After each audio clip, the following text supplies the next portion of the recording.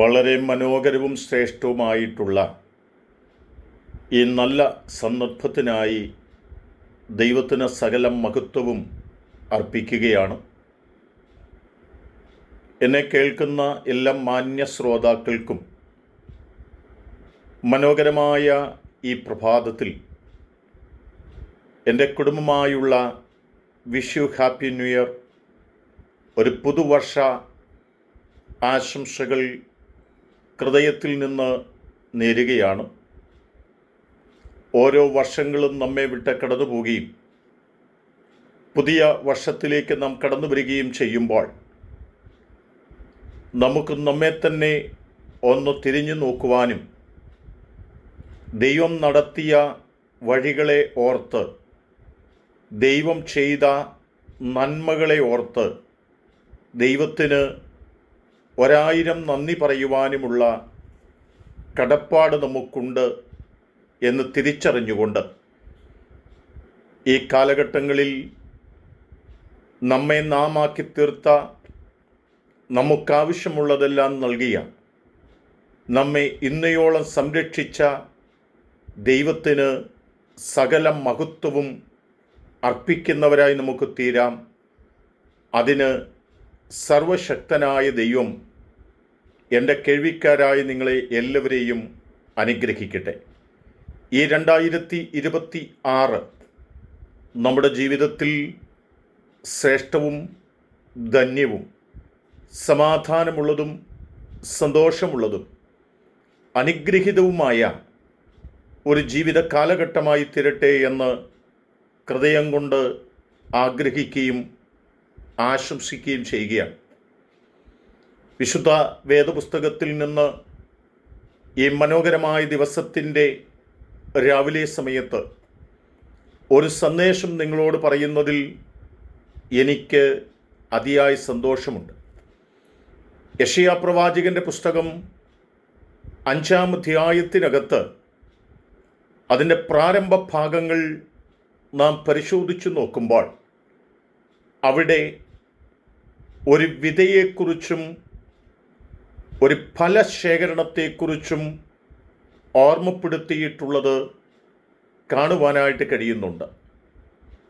അവിടെ നാം വായിക്കുന്നത് ഏറ്റവും മനോഹരമായിട്ടുള്ള, ഫലവത്തായിട്ടുള്ള ഒരു കുന്നിന് മുകളിൽ ഏറ്റവും ശ്രേഷ്ഠമായിട്ട് ആ കുന്ന് ഒരുക്കി എടുത്ത് വേലിക്കെട്ടി അവിടെ നല്ല വക മുന്തിരി വള്ളി നടുവാനും ഒരു ഗോപുരവും ചക്കും കുഴിച്ചിട്ട് ആ നിലകളിൽ അവിടെ ചെയ്യേണ്ടതെല്ലാം ചെയ്ത് കാത്തിരിക്കുന്ന ഒരു കർഷകനെ കാണുവാൻ കഴിയുന്നുണ്ട്.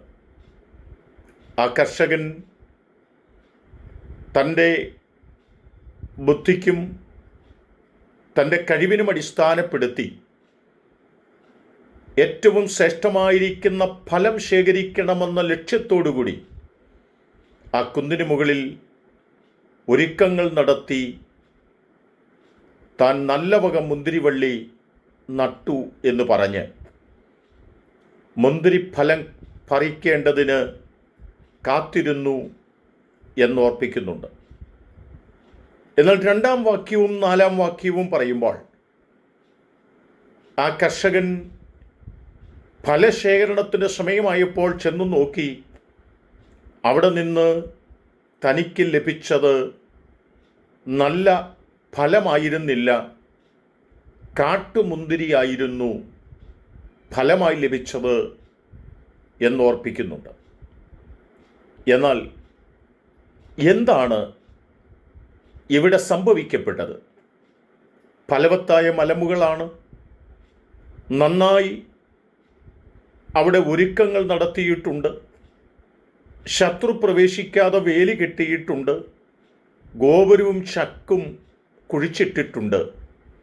എന്നാൽ ഫലത്തിനായി കാത്തിരിക്കുന്ന ആ കർഷകന് ലഭിച്ചത് നല്ല വക ഫലമായിരുന്നില്ല, കാട്ടുമുന്തിരിയായിരുന്നു എന്താണ് ഇവിടെ സംഭവിക്കപ്പെട്ടത് എന്ന് ചോദിക്കുന്ന ഒരു ചോദ്യം നമ്മുടെ മുൻപിലുണ്ട്. എന്നാൽ എന്തുകൊണ്ടാണ് ഇവിടെ പ്രയോജനപ്രദമായൊരു ഫലം ലഭിക്കാതെ പോയത് എന്ന് ചോദിച്ചാൽ, ആ കർഷകന് സംഭവിക്കപ്പെട്ട ഒരു പിഴവായിരുന്നു, അശ്രദ്ധയായിരുന്നു എന്ന് വേണമെങ്കിൽ നമുക്ക് അനുമാനിക്കാനായിട്ട് കഴിയും.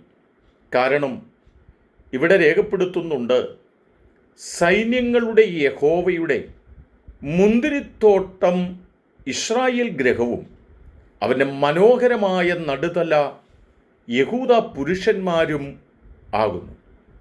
അവൻ ന്യായത്തിനായി കാത്തിരുന്നു, എന്നാൽ ഇതാ അന്യായം നീതിയായി നോക്കിയിരിക്കുന്നു.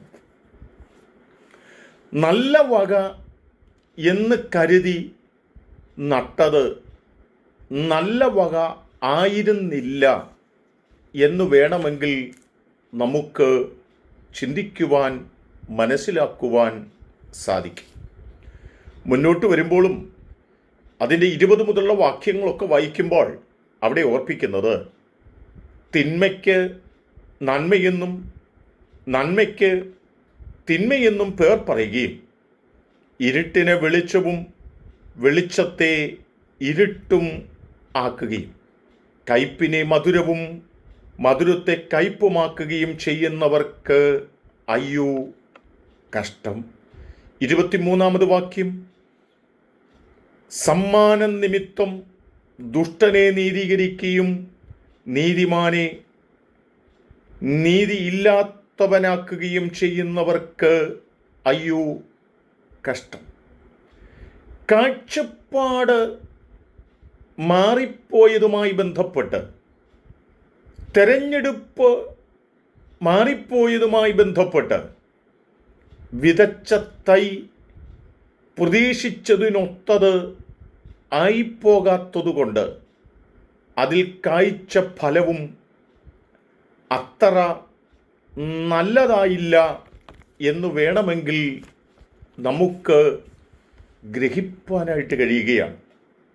ഞാൻ എന്താണ് ഈ വാക്യങ്ങൾ ഓർമ്മപ്പെടുത്തുന്നത് എന്ന് ചോദിച്ചാൽ, ഓരോ വർഷത്തിൻ്റെയും ആരംഭം മുതൽ നന്മ കൊയ്യുവാൻ, ഫലവത്തായത് കാണുവാൻ, അനുഗ്രഹങ്ങൾ അനുഭവിപ്പാൻ, പ്രതീക്ഷിക്കുന്ന വിടുതലുകൾക്കായി ഒക്കെ കാത്തിരിക്കുന്നവരോട് ഒരു ചോദ്യമുണ്ട്.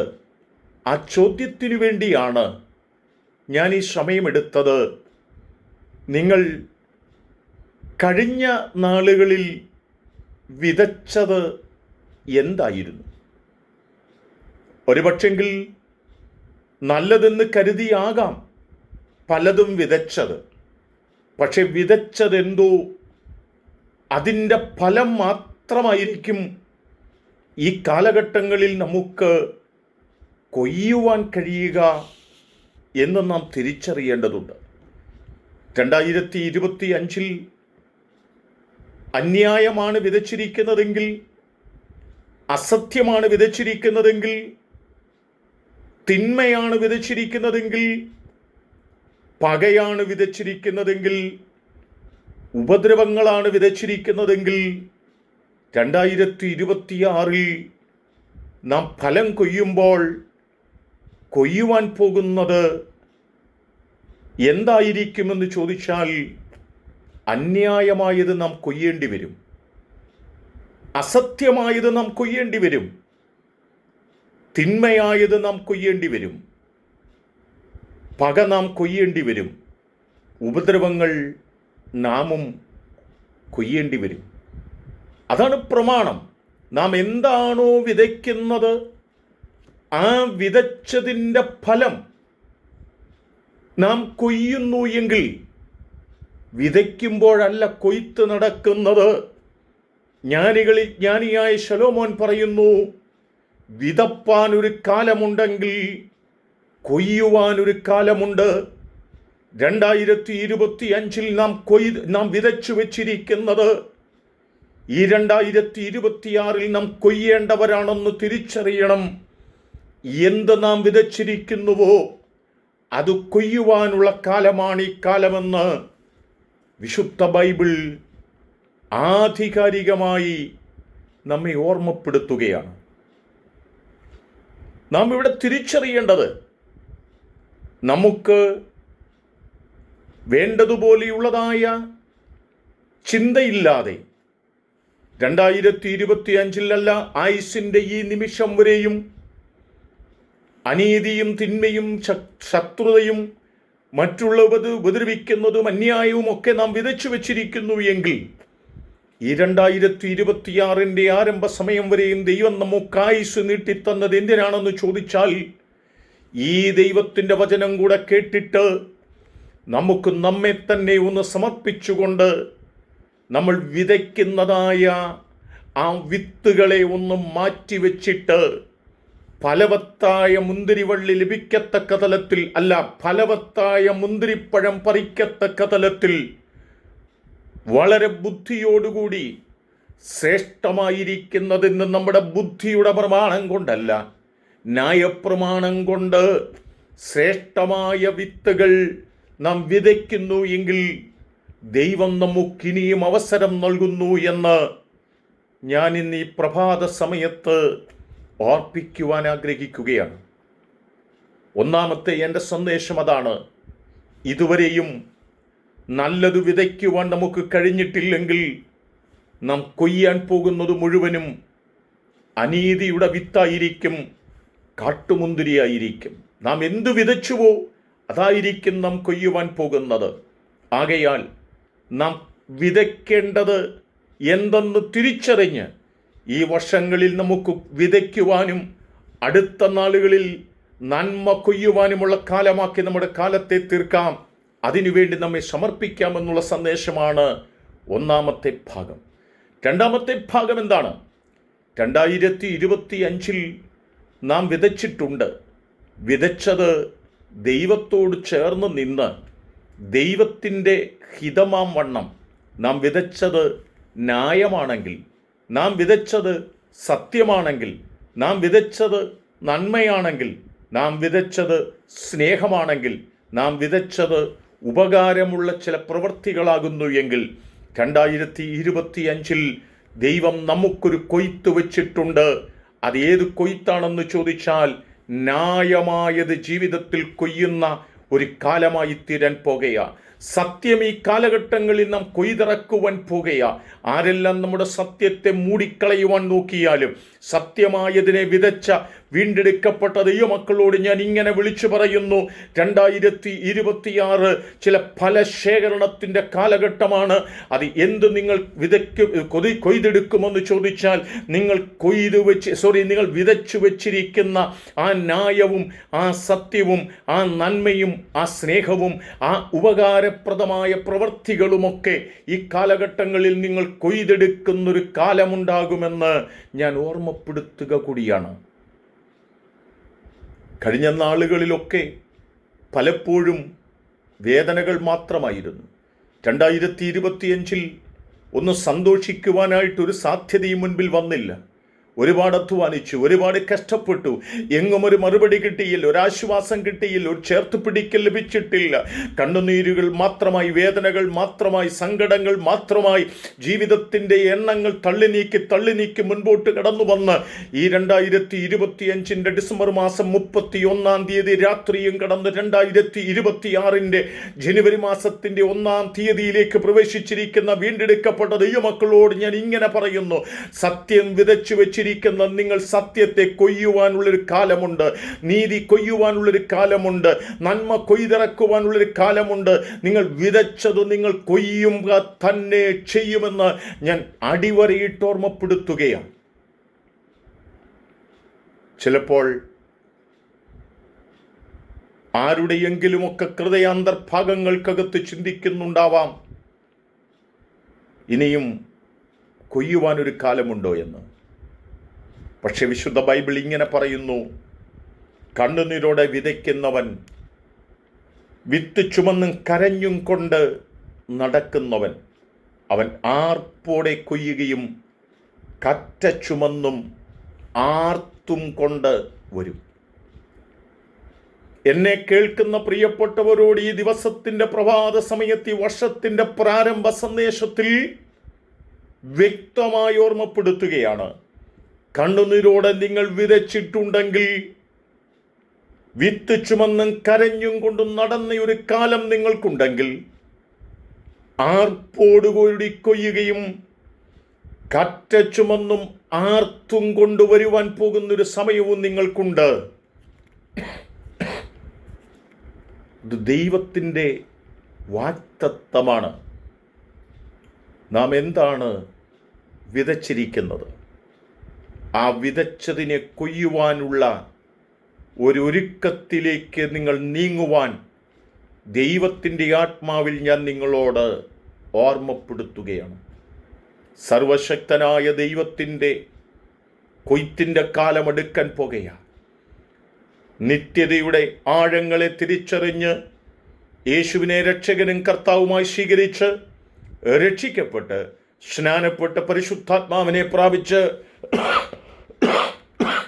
നിത്യതയ്ക്കായി കാത്തിരിക്കുന്ന ദൈവമക്കളോട് ഞാൻ ഇങ്ങനെ പറയുന്നു: കർത്താവ് താൻ ഗംഭീരനാദത്തോടും പ്രധാന ദൂതന്റെ ശബ്ദത്തോടും ദൈവത്തിൻ്റെ കാഹളത്തോടും കൂടി മധ്യാകാശത്തിൽ ഇറങ്ങി വന്ന് ക്രിസ്തുവിൽ മരിച്ചവർ മുമ്പേ ഉയർത്തെഴുന്നേൽക്കുകയും പിന്നെ ജീവനോടെ ശേഷിക്കുന്ന നാം രൂപാന്തരം പ്രാപിച്ച് മധ്യാകാശത്തിൽ എടുക്കപ്പെടുകയും ചെയ്യുവാനുള്ള സമയമാ. എത്രയും വേഗത്തിൽ വരുവാനുള്ളവൻ വരും. നാം നമ്മുടെ നിത്യ വീട്ടിലേക്ക് പോകുവാൻ കാലമാകുകയാണ്. ആകയാൽ ഈ രണ്ട് ചിന്ത നമ്മെ ഭരിക്കട്ടെ. ഒന്ന്, നമുക്ക് നല്ലത് വിതയ്ക്കാൻ കഴിയട്ടെ, നല്ലത് കൊയ്യുവാൻ ദൈവം അവസരം നൽകട്ടെ. രണ്ട്, നിത്യതയെക്കുറിച്ചുള്ള ആ ആഴമായ ചിന്ത നമ്മെ ഭരിക്കട്ടെ. ആ നിത്യതയിൽ ചെന്നെത്തുവാനുള്ള ഏറ്റവും ശ്രേഷ്ഠമായ അവസരവും ദൈവം നമുക്ക് നൽകട്ടെ എന്നുള്ള പ്രാർത്ഥനയാണ് ഈ വർഷത്തിൻ്റെ പ്രാരംഭ നിമിഷത്തിൽ എനിക്ക് നിങ്ങളോട് പങ്കുവയ്ക്കുവാനുള്ളത്. ഒരിക്കലും നാം തിന്മയും അനീതിയും അസത്യവും പകയും ഒന്നും വിതയ്ക്കുന്നവരായിത്തീരാതെ നാം ന്യായവും സത്യവും നന്മയും സ്നേഹവുമൊക്കെ വിതച്ചിട്ട് അത് കൊയ്തെടുക്കുന്ന ഒരു ജീവിത പശ്ചാത്തലത്തിലേക്ക് നടന്നെടുക്കുന്നവരായി നമുക്ക് തീരാം. ഒരു ദൈവാനുഗ്രഹം അനുഭവിക്കേണ്ടതിന്, ഒരു ദൈവിക നന്മ അനുഭവിക്കേണ്ടതിന് നമ്മുടെ ജീവിതത്തിൽ നാം നല്ലതു മാത്രം തിരഞ്ഞെടുത്തുകൊണ്ട് നന്മയുടെ വഴിയിലൂടെ യാത്ര ചെയ്ത് ആ നിത്യനായ ദൈവത്തിൽ ചെന്നെത്തേണ്ടതിനും നമുക്ക് നമ്മെ തന്നെ സമർപ്പിക്കുന്നവരായി തീരാം. ഈ 2026 എന്നെ കേൾക്കുന്ന നിങ്ങൾക്കും നിങ്ങളുടെ കുടുംബാംഗങ്ങൾക്കും നിങ്ങളുടെ പ്രിയപ്പെട്ടവർക്കും എല്ലാവർക്കും ഒരനുഗ്രഹവും നന്മയും ആയിത്തീരട്ടെ എന്ന് ഹൃദയത്തിൽ നിന്ന് ആഴമായി ആശംസിക്കുന്നു. God bless you. കർത്താവ് നിങ്ങളെ എല്ലാവരെയും ധാരാളമായി അനുഗ്രഹിക്കട്ടെ. പരിശുദ്ധ പിതാവേ, എന്നെ കേട്ട ഈ ജനത്തിനായി സ്തോത്രം. 2026 ഞങ്ങൾ പ്രവേശിച്ചു. 2026 ഞങ്ങൾ ചെയ്തത് കൊയ്യുവാനുള്ള കാലമാണ്. ഞങ്ങൾ നല്ലത് വിതച്ച് നല്ലത് കൊയ്യുന്നവരായി തീരുവാൻ ഞങ്ങളെല്ലാവരെയും സഹായിക്കണമേ. ഈ ദൈവവചന ചിന്ത കേട്ട എല്ലാവരെയും ഞങ്ങൾ അനുഗ്രഹിച്ച് പ്രാർത്ഥിക്കുന്നു. ഒരനുഗ്രഹം കൊണ്ട് നിറയ്ക്കണം. യേശു കർത്താവിൻ നാമത്തിൽ തന്നെ ആമേൻ. God bless you. കർത്താവ് നിങ്ങളെ എല്ലാവരെയും സമൃദ്ധിയായി അനുഗ്രഹിക്കട്ടെ. ആമേൻ.